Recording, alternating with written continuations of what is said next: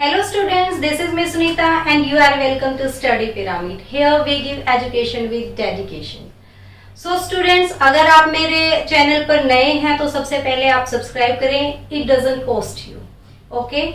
So आज का जो हमारा टॉपिक है that is metals and non metals class 10th का एक बहुत ही इम्पोर्टेंट टॉपिक है और उसमें आज हम डिस्कस करने वाले हैं physical properties of metals and non metals. So let's go to classroom.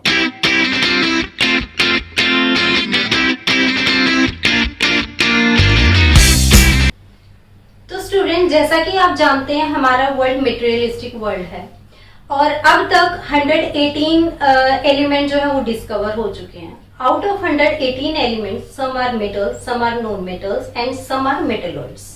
Right. तो सबसे पहले तो मेटलॉइड्स की बात कर लेते हैं कि व्हाट आर मेटलॉइड्स. मेटलॉइड्स ऐसे एलिमेंट होते हैं जिनके अंदर मेटल्स एंड नॉन मेटल्स दोनों की कैरेक्टरिस्टिक कंबाइन होती हैं. Means metalloid shows the characteristic of metal as well as non metals. तो आज हम डिस्कस करने वाले हैं मेटल एंड नॉन मेटल की फिजिकल कैरेक्टरिस्टिक्स और ये हम एक कंपैरिजन के थ्रू हम इसको करेंगे. बहुत इंपॉर्टेंट है. इसमें जो एक्सेप्शंस हैं उनको आप बहुत अच्छे से करना है. एक्सेप्शंस जो है वो एग्जाम में 1 मार्कर में भी बहुत बार पूछी जाती हैं. So let's start. सबसे पहले हम बात करते हैं फिजिकल स्टेट की. ठीक है. तो जो मेटल्स हैं उनकी फिजिकल स्टेट क्या होती है. मेटल्स जनरली सॉलिड होते हैं. ठीक है. मींस रूम टेम्परेचर पर वो सॉलिड होते हैं. इसमें जो एक एक्सेप्शन है दैट इज मर्क्यूरी. इसकी जो एक्सेप्शन है दैट इज मर्क्यूरी. ये रूम टेम्परेचर पर एक लिक्विड है. ठीक है. बाकी के जितने भी मेटल्स हैं वो सॉलिड हैं एक्सेप्ट मर्क्यूरी. और सेकंड जो मेटल है दैट इज गैलियम है. वो वैसे तो सॉलिड स्टेट में है लेकिन अगर हम उसको अपनी पाम के ऊपर रखें तो वो मेल्ट हो जाता है. ठीक है.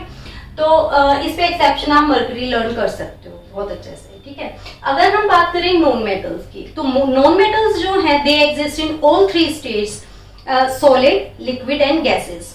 हमारे पास टोटल मिला के 22 नॉन मेटल्स हैं आउट ऑफ विच 10 जो है वो सॉलिड नॉन मेटल्स हैं, 11 हमारे पास गैसेस हैं और 1 जो है वो एक लिक्विड है दैट इज ब्रोमाइन. ठीक है. ये हमारे पास एक्सेप्शन है कि सिर्फ ब्रोमीन ही एक ऐसा नॉन मेटल है जो लिक्विड स्टेट में एग्जिस्ट करता है. ठीक है. अगर हम सॉलिड के एग्जांपल लें तो आप ले सकते हो boron, carbon, silicon, sulphur, silicon, iodine etcetera. ये आप ले सकते हो. लिक्विड का हम डिस्कस कर ही चुके हैं कि ब्रोमीन होता है. और अगर हम गैसेस की बात करें तो जितने भी नोबल गैसेस होती हैं they all are non metals. ठीक है. Hydrogen, oxygen, nitrogen etcetera. Now appearance, मतलब कि अगर हम मेटल को देखें तो ये हमें दिखते कैसे हैं और नॉन मेटल कैसे दिखते हैं. तो अपीयरेंस में ये लस्ट्रस होते हैं यानी कि इनका जो सरफेस होता है वो शाइनिंग होता है और अगर हम इनको पॉलिश कर दें तो इनका सरफेस रिफ्लेक्टिंग हो जाता है. राइट. तो इसमें भी एक एक्सेप्शन है लेड. लेड जो है एक ऐसा मेटल है जिसकी अपीयरेंस जो है वो लस्ट्रस नहीं होती है. इसके अंदर कोई शाइन नहीं होती है. डल अपीयरेंस होती है. डल. अगर हम अपीयरेंस की बात करें नॉन मेटल्स में तो नॉन मेटल्स जो होते हैं वो नॉन लस्टरस होते हैं. Means they don't have any shine. उनके पास कोई शाइन नहीं है, वो चमकते नहीं है. लेकिन इसमें जो एक्सेप्शंस हैं वो iodine, diamond and graphite. Right. Iodine जो है ये शाइन करता है, ग्रेफाइट शाइन करता है और डायमंड तो आपको पता ही है कि बहुत ही शाइनी सब्सटेंस है. तो these are exceptions in the case of non metals. Now third is malleability. Malleability क्या होता है. मेलिएबिलिटी होती है if we beat metals they convert into thin sheets. ठीक है. वो पतली पतली शीट में कन्वर्ट हो जाते हैं. बहुत ही मेलिएबल होते हैं ये. इसके एग्जाम्पल है कोई भी एग्जाम्पल आप ले सकते हो. सबसे पहले तो गोल्ड ही. रदरफोर्ड एक्सपेरिमेंट आपको याद होगा जो हमने 9th में किया था. उसने अल्फा पार्टिकल बम्बार्डमेंट की थी गोल्ड फॉइल पे. ठीक है. तो बहुत ही थिन शीट्स में कन्वर्ट हो जाता है ये when we hammered these metals. ठीक है. दूसरे एग्जांपल आप ले सकते हो एल्यूमिनियम फॉइल का. ठीक है. आप जो रैप करने के लिए अपने फूड आइटम्स को रैप करते हो एल्यूमिनियम फॉइल में तो वो फॉइल जो है वो भी ऐसे ही बीट करके उसको कन्वर्ट किया हुआ होता है. ठीक है. सो मेलिएबिलिटी जो है काफी ज्यादा होती है मेटल्स की। इसमें एक्सेप्शंस क्या है हमारे पास? इसमें एक्सेप्शंस आप मर्करी ले सकते हो। मर्करी जो है वो लिक्विड है, as you know very well. और दूसरे एग्जांपल आप गैलियम ले सकते हो, जिंक ले सकते हो, सोडियम एंड पोटेशियम भी ले सकते हो। ठीक है, ये हो गया हमारे पास। अब नॉन मेटल जो है वो नॉन मेलिएबल होते हैं। नॉन मेलिएबल मीन्स अगर हम उनको बीट करते हैं तो वो ब्रिटल होते हैं, बिखर जाते हैं वो। लाइक अगर आप चौक को तोड़ते हो और उसको ऐसे फिंगर्स के बीच में थोड़ा फोर्स लगाते हो तो वो बिखर जाते हैं। ऐसे ही नॉन मेटल जो है वो नॉन मेलिएबल होते हैं, मीन्स ब्रिटल होते हैं वो। We can't convert them into thin sheets, right. तो नेक्स्ट है डक्टिलिटी। डक्टिलिटी क्या होता है? मीन्स जो मेटल्स होते हैं we can drawn them into thin wires, हम उनसे पतली पतली तारें बना सकते हैं। ठीक है, कुछ मेटल्स जो होते हैं उनकी डक्टिलिटी बहुत ज्यादा होती है। जैसे इसमें अगर हम एग्जांपल लें तो हम गोल्ड का एग्जांपल ले सकते हैं। ठीक है, 1 ग्राम गोल्ड जो होता है उससे हम 2 किलोमीटर लॉन्ग वायर बना सकते हैं। सोचो 1 ग्राम कितना कम होता है और उससे 2 किलोमीटर लॉन्ग वायर हम बना सकते हैं। इसमें एक और एग्जांपल आप ले सकते हो टंगस्टन का। ठीक है, जो बल्ब फिलामेंट में आप यूज करते हो उससे इतनी पतली वायर हम बना सकते हैं कि वो इनविजिबल हो जाती है, हमें अच्छे से दिखाई भी नहीं देती। इतनी पतली वायर हम उससे बना सकते हैं।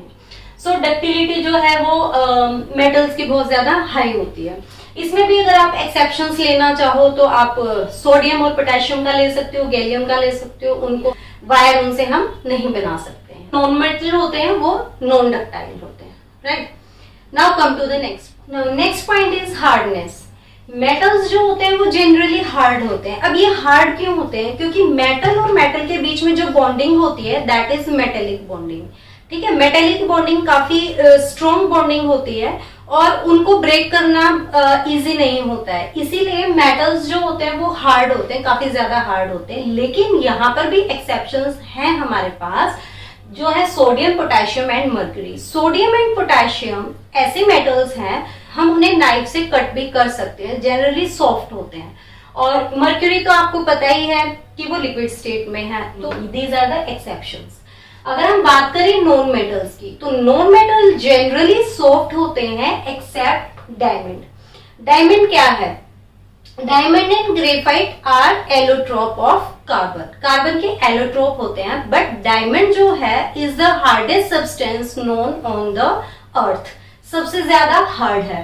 तो जो ग्लास कटर होते हैं, ग्लास को काटने के लिए जो हम कटर यूज करते हैं उनके आगे डायमंड जो है वो लगाया जाता है और उससे हम उस ग्लास को कट करते हैं। एक्शंस लें तो वही फिर से डायमंड ही आएगा।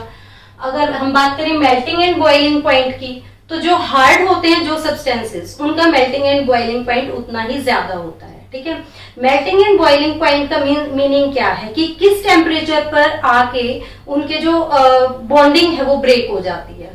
ठीक है, तो मेल्टिंग एंड बॉइलिंग पॉइंट इनका ज्यादा होता है मेटल का, क्योंकि इनके अंदर मेटेलिक बॉन्डिंग होती है और मेटेलिक बॉन्डिंग काफी स्ट्रॉन्ग होती है। उनको ब्रेक करने के लिए हाई एनर्जी सप्लाई करनी पड़ती है।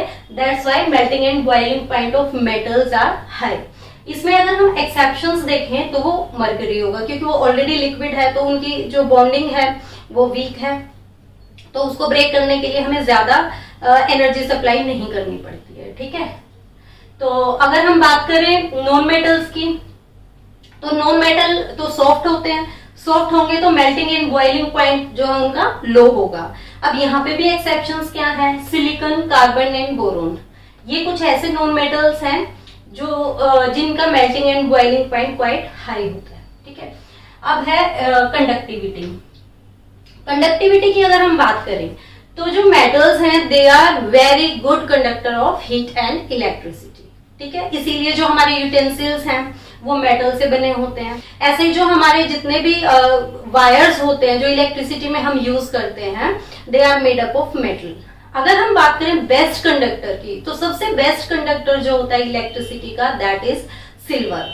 पर हम उसको यूज नहीं करते हैं वायरिंग में क्योंकि इट कॉस्ट अ लॉट, काफी महंगा पड़ जाता है। इसीलिए जो सेकंड बेस्ट कंडक्टर है विच इज कॉपर वो हम यूज करते हैं, राइट।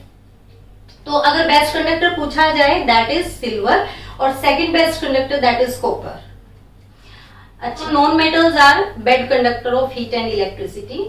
इसमें एक एक्सेप्शन है ग्रेफाइट, ठीक है। ग्रेफाइट जो है वो इलेक्ट्रिसिटी को कंडक्ट करता है। Now next is valence electron. Valence electron क्या होता है? Number of electron present in the outer most orbit of any atom, ठीक है। तो इसमें जो मेटल के केस में जो वैलेंस इलेक्ट्रॉन प्रेजेंट होते हैं दैट आर 1, 2 और 3 होंगे, 1 होगा या 2 होंगे या 3 होंगे मेटल के केस में। इसमें एग्जांपल आप कोई भी ले लो, मान लो सोडियम हमने ले लिया, ठीक है। सोडियम का इलेक्ट्रॉनिक एटॉमिक नंबर कितना है? 11। इलेक्ट्रॉनिक कॉन्फ़िगरेशन लिखेंगे कितना हो जाएगा? 2, 8, 1, ठीक है। तो कितने इलेक्ट्रॉन प्रेजेंट है? 1। दूसरे एग्जांपल ले लो, मैग्नीशियम। एटॉमिक नंबर कितना है मैग्नीशियम का? 12। इलेक्ट्रॉनिक कॉन्फ़िगरेशन अगर हम लिखेंगे तो क्या हो जाएगा? 2, 8 एंड 2। तो आउटर मोस्ट ऑर्बिट में 2 प्रेजेंट है। नेक्स्ट ले लो एल्यूमिनियम। कितना है एटॉमिक नंबर? 13। इलेक्ट्रॉनिक कॉन्फ़िगरेशन 2, 8, 3, तो 3 प्रेजेंट हो गए, ठीक है।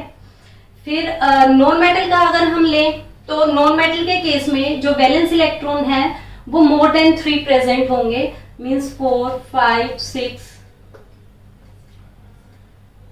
और इससे ज्यादा जितने भी होंगे वो सारे नॉन मेटल में आएंगे, ठीक है। इसमें जो वैलेंस इलेक्ट्रॉन मेटल के केस में 1, 2, 3 होते हैं और इसमें जो एक्सेप्शन होती है दैट इज हाइड्रोजन, ठीक है। एक्सेप्शन इसमें हाइड्रोजन होगी। हाइड्रोजन में 1 इलेक्ट्रॉन प्रेजेंट होता है, आउटर मोस्ट ऑर्बिट में सिंगल ही होता है, लेकिन वो क्या है? नॉन मेटल है। अब इसमें आप एग्जांपल ले लो कोई भी, मान लो कार्बन हमने ले लिया। कार्बन का एटॉमिक नंबर 6 है, राइट। तो हम इसका इलेक्ट्रॉनिक कॉन्फ़िगरेशन अगर हम लिखेंगे तो कितना हो जाएगा? 2 एंड 4, तो 4 प्रेजेंट है, ठीक है। उसके बाद आप नाइट्रोजन ले सकते हो। नाइट्रोजन का 7 है, ठीक है। और इलेक्ट्रॉनिक कॉन्फ़िगरेशन लिखोगे तो 2 एंड 5, तो 5 प्रेजेंट हो गए आउटर मोस्ट ऑर्बिट में। तो नॉन मेटल के अंदर मोर देन 3 प्रेजेंट होंगे वैलेंस इलेक्ट्रॉन, ठीक है। जो हमारा पॉइंट है दैट इज एटॉमिसिटी। एटॉमिसिटी क्या होती है कि मेटल और नॉन मेटल कैसे एग्जिस्ट करते हैं। तो जो मेटल्स है, मेटल जो है एलिमेंटल फॉर्म में अवेलेबल होता है, मतलब सिंगल सिंगल आपको मिलेंगे, जैसे सोडियम मिल गया, ठीक है, एल्यूमिनियम मिल गया, ये ऐसे ही एग्जिस्ट करते हैं। मॉलिक्यूल नहीं बनाते, मॉलिक्यूलर फॉर्म में ये एग्जिस्ट नहीं करते हैं, एलिमेंटल फॉर्म में हमारे पास अवेलेबल होते हैं। लेकिन अगर हम देखें, यानी कि ये मोनो एटॉमिक है, मोनो एटॉमिक, ठीक है, सिंगल सिंगल एटम इनका एग्जिस्ट करता है। लेकिन अगर हम देखें नॉन मेटल्स को तो ये पॉली एटॉमिक होते हैं, पॉली एटॉमिक, यानी कि ये मॉलिक्यूलर फॉर्म में प्रेजेंट होते हैं, मॉलिक्यूल बनाते हैं आपस में मिलके। जैसे नाइट्रोजन है, ऐसे मिलेगा, ऑक्सीजन O2 मिलेगा, लाइक दिस। तो ये पॉली एटॉमिक होते हैं मोस्टली। मेटल जो ऑक्साइड्स बनाते हैं तो वो ऑक्साइड बेसिक ऑक्साइड होती हैं, बेसिक इन नेचर होती हैं, ठीक है। लेकिन इसमें जो एक्सेप्शंस हैं आपकी, वो हैं एक्सेप्शंस CrO3 और Mn2O7, ठीक है, ये एक्सेप्शंस हैं। ये जो ऑक्साइड्स हैं, जो मेटल, ये मेटल है क्रोमियम एंड मैंगनीज, लेकिन इनकी जो ऑक्साइड्स बनी हैं they are not basic oxides, these are amphoteric oxides, means these oxide show behaviour of both metals and non metals. तो ऑक्साइड के केस में ये हमारे पास एक्सेप्शंस हैं। और जो नॉन मेटल है वो एसिडिक ऑक्साइड बनाएंगे, एसिडिक ऑक्साइड बनाएंगे, और इसकी जो एक्सेप्शंस हैं, यानी कि जो ऑक्साइड्स हैं वो एसिडिक कैरेक्टर शो करेंगी, और इसके जो एक्सेप्शंस हैं, एक्सेप्शंस आर वाटर, ठीक है। वाटर जो है वो न्यूट्रल है, न्यूट्रल, यानी कि ना एसिड है ना ये बेस है, तो ये हमारी एक्सेप्शंस हो गई। वैसे तो इतना काफी है, लेकिन अगर इसमें अगर और आप इसके पॉइंट्स देखना चाहते हैं तो इसमें हम देख सकते हैं क्या चीज, मतलब जो कैरेक्टर है ये कैसा शो करते हैं, कैसे आयन बनते हैं। अगर हम आयन्स की बात करें तो मेटल्स जो हैं वो क्या करते हैं, डोनर होते हैं, अपना जो इलेक्ट्रॉन है वो डोनेट करते हैं। तो डोनेट करने वाला क्या होता है, पॉजिटिव आयन बनता है। तो ये जो है वो पॉजिटिव आयन बनाते हैं, पॉजिटिव आयन। और नॉन मेटल्स जो हैं ये एक्सेप्टर होते हैं, तो ये बनाएंगे नेगेटिव आयन। कैसे बनाते हैं ये देखो, पॉजिटिव आयन कैसे, जैसे सोडियम का हमने एग्जांपल लिया था, ठीक है, तो इसका जब हमने इलेक्ट्रॉनिक कॉन्फ़िगरेशन लिखा तो 2 8 1, इसके पास 1 इलेक्ट्रॉन है, वैलेंस इलेक्ट्रॉन। और अगर हम इधर एग्जांपल लें क्लोरीन का तो 17 होते हैं ना उसके, तो 2 8 और 7 हो गए इसके इलेक्ट्रॉनिक कॉन्फ़िगरेशन। इसको अपना ऑक्टेट कंप्लीट करने के लिए ये 1 को डोनेट करेगा, तो सोडियम में से एक इलेक्ट्रॉन माइनस हो जाएगा और सोडियम पॉजिटिव आयन बन जाएगा, ठीक है। जितने इलेक्ट्रॉन डोनेट करेगा उतने यूनिट पॉजिटिव चार्ज ऊपर आ जाएगा। अब क्लोरीन की बात करें तो अगर इसको 1 इलेक्ट्रॉन मिल जाता है तो ये क्या करेगा, उसे एक्सेप्ट करेगा, और जितने एक्सेप्ट करेगा इलेक्ट्रॉन उतने ही यूनिट नेगेटिव चार्ज इसके ऊपर आ जाएगा, ठीक है।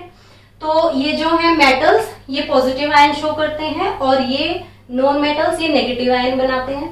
तो इसी तरीके से इनका इलेक्ट्रो पॉजिटिव कैरेक्टर हो गया और यहाँ पे नॉन मेटल्स का इलेक्ट्रो नेगेटिव कैरेक्टर हो गया। So this is all about the physical properties of metals and non metals. Hope आपको अच्छे से समझ आ गई होगी। अगर आपको कोई क्यूरी हो रिलेटेड टू दिस टॉपिक तो आप कमेंट सेक्शन में पूछ सकते हैं, और अगर आपको वीडियो पसंद आया हो तो लाइक, सब्सक्राइब और शेयर जरूर कर देना। मिलते हैं नेक्स्ट वीडियो में। Till then be happy, be safe.